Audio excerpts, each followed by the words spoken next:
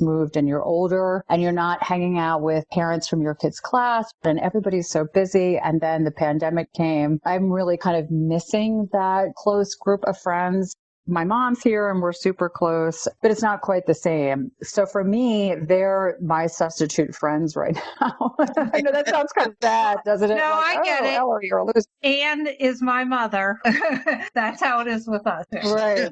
My mom and I are like you guys. We trade books and we analyze books and we give each other books as gifts. It's been a lifelong bond for us. I can't tell you, it's priceless. Oh, it definitely is. This is multi-generational. My grandmother was the same way. Wonderful.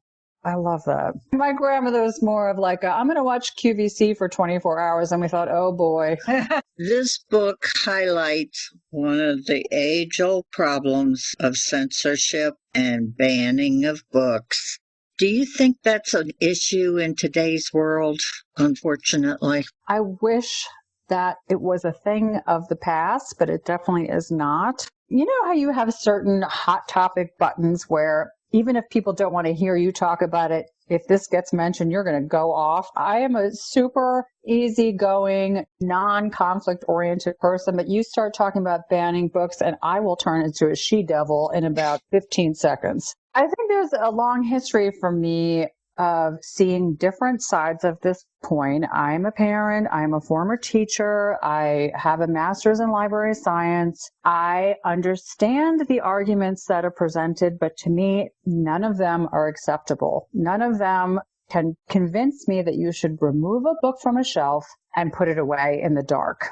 For the most part, parents are complaining about elements in books. That is their right to do 100%. I'm certainly not judging them. They can decide what their children read, but I don't think they get to decide what is available. I would never tell a parent, hey, you shouldn't let your kid read Charlotte's Web. Well, actually, I might tell a parent what. I might gently suggest the glorious things that they would discover in a Harry Potter or anything like that. But if they chose not to, that of course is their right and prerogative as parents. If every parent was listened to, the shelves would be empty because the complaints are so wide, from language to characters to moral issues to religious issues. I mean, we wouldn't have any books. And that is my greatest fear. When that happens, we are a Ray Bradbury society. And that's not where we want to go. And an interesting statistic, just that this is talking 2019 here, PBS did The Great American Reads, and the number one novel on there was To Kill a Mockingbird. And I'm sorry, that is an amazingly wonderful book. Okay, if you don't like it, that's fine. If you think that should be banned, that's great to have your opinion, and I respect everyone's opinion. But every year, that book is in the top 20 list of books that people want to be banned. Interesting two sets of stats. It's the number one favorite book in one of the biggest surveys on American literature. And yet, year after year after year, people try to censor that book. I don't get it. I mean, it makes me want to throw my hands up in the air and go, how? Really? I deliberately make sure I have banned book titles in all of my books as recommendations, because if there's one person who maybe tries it and then realizes later, oh, I would have never read that book because I heard it has this and this and this, but then ends up loving it, that would be such a wonderful triumph for books. And now that you've brought up the books that Nora recommends, part of the series that I just absolutely love, and I actually write down some of these, are her ability to heal through bibliotherapy. I just think that's fascinating. Is that something that's really used? And how do you come up with the books that you do recommend? Here's the funny thing. I thought that I was super brilliant and had invented this. I'm totally not super brilliant and have certainly not invented it. As a matter of fact, bibliotherapy has been around since ancient Egypt. Ramses II had a library, and glyphs over the library entrance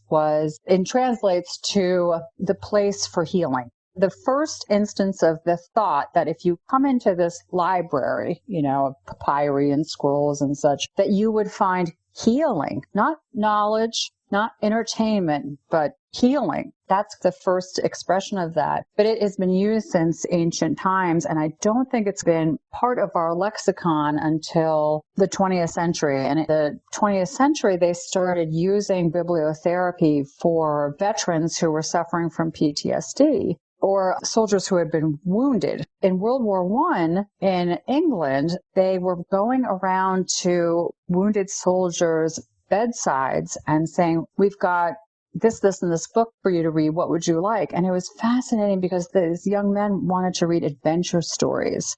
But they were adventure stories like Rudyard Kipling would write in exotic locations where they were bushwhacking and finding treasure. It took them away from their pain. It became an actual program in Britain to help heal wounded soldiers. From there, it has progressed to being used in Head Start programs, in mental health facilities. I hate the term troubled teens, but just to help out teens who are facing certain challenges. And the thing is, it's not always called bibliotherapy, but for those of us who have always used books to help ourselves, we recognize that that's what it is. And there actually are a few practicing bibliotherapists. I looked this up, and I think there were like 3 in Manhattan the last time I looked. And I don't know how it works when you go for a session with them. I find that extremely fascinating, but also extremely practical. Now, obviously, a list of books is not going to cure cancer, but it may help you cope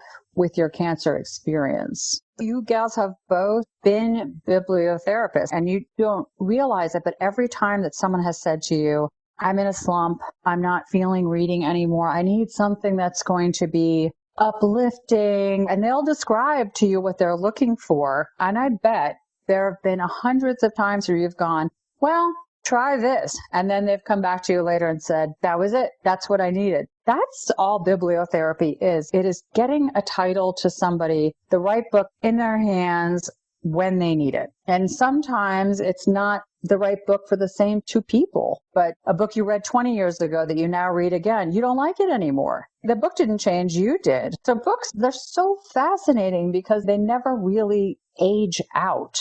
You know what I mean? No, they don't. And as far as the ones Nora picks, I really try to make sure that I only use books in bibliotherapy that I've read. So I have read all of the books that I mention, except some of the nonfiction titles. So sometimes I will mention some more self-help oriented books, but my stepmother is a therapist, and I'll often talk to her about, well, if you're a married couple who is going through a hard time, what's your go-to book right now? And I really trust her. So if she gives me a title, look it up and I'll read about it, but I won't necessarily read. I do read everything that I recommend. All the titles that are in the first 4 books so far, I've read them all. One of the things I always look forward to in your books is your description of the window displays that Miracle Books has for different seasons and events. Are these ones you have seen used? I make them all up, and I would love to have a bookstore so that I could design window displays. I've got Bookstore in my Book Retreat series too. That's Eloise's bookstore, and she has window displays too. So I get to kind of design these window displays between 2 different series, and I never get tired of it. It's maybe in another life I will be a bookstore owner. Now I'm going to have to settle. Just a bookstore window display designer. Right, or just a window display designer. There you go. Right. I think I would end up like locking the door and say, I'm just going to sit here and read all the books and not let anybody in because I want the space and the coffee smell. And I think I would actually really enjoy being a bookstore owner. I wouldn't want to worry about the money side of it, which is, I think, a significant worry. Yeah, after my dad passed away, my mother moved to New Hampshire and she opened a used bookstore. Oh, fun. Oh, I still have memories of the smells in there. Oh, I bet. The books were they were so much fun because I could go in and take any that I wanted. I ask you, could you pick them out just kind of like, these are the treasures I want this visit? Yes, definitely. Heaven. Nora is a very interesting protagonist, and her backstory is sad. Did you have to do research about burn victims and phantom limb syndrome? I did. Luckily, because my husband worked at a large hospital, I'm able to interview doctors. They actually asked me, do you want to come take a tour of the burn unit? I have to say I was too wimpy. I'm kind of super sensitive, and I think that I might not be able to recover from that for a long time.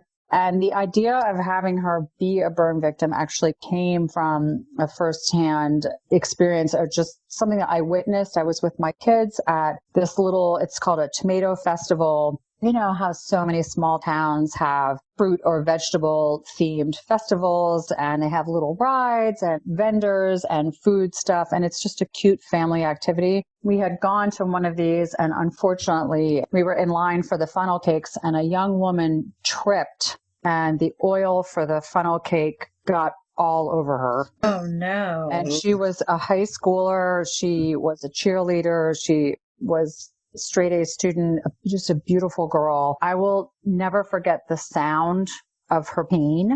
And we followed her in the newspaper, and everybody who was there wanted to donate because she was going to have a very, very long road. I thought about her. What does the rest of her life look like now? She's going to have to completely go down a different road. And even though she was a high school girl, she was kind of my inspiration for Nora, just this person who was so talented and then had been completely derailed. And I guess I wanted to make her a hero, but I just didn't want a high school hero. I wanted a much older one. So that's where Nora came from, was me being at that little fair and unfortunately witnessing this young woman's accident that are beyond just the external scarring and stuff like that. It's just, there's stigmas, there's people staring at you, there's worrying about sun damage. And, I just think that any time that I do research about another person's possible circumstances, it just makes me more empathetic.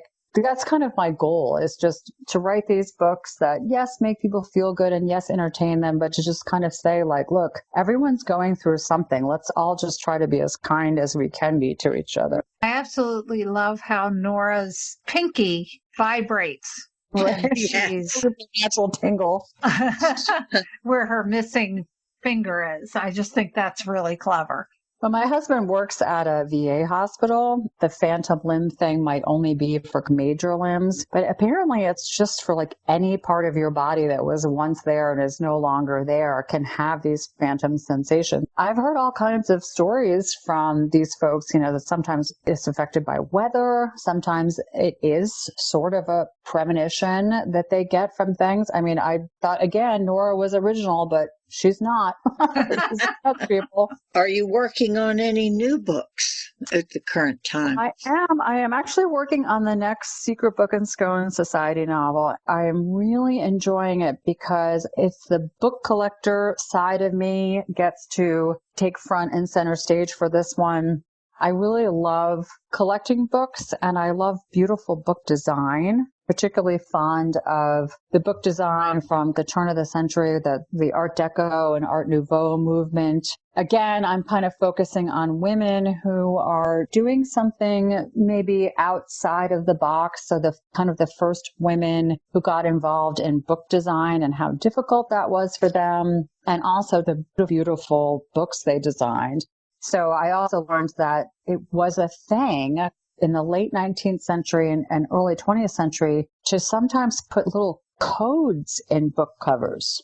So I thought, beautiful books with codes. I could use that. That's what the next one's going to be focused around. And there's going to be a big shocker when it comes to Estella. Some things are going to be shaking up for Nora too. So we can't let these people be complacent. I got to mess with them. Maybe a little more romance in her life? Or maybe a different one. Oh. Now you've really compelled me. Now. See, I was upset when certain things happened in this book that I won't say because it'll be a spoiler. I was happy at the end. Well, I can't let you stay that way. That just wouldn't be. I'll just have to wait, I guess. Can you give your website so our listeners can find you and your books?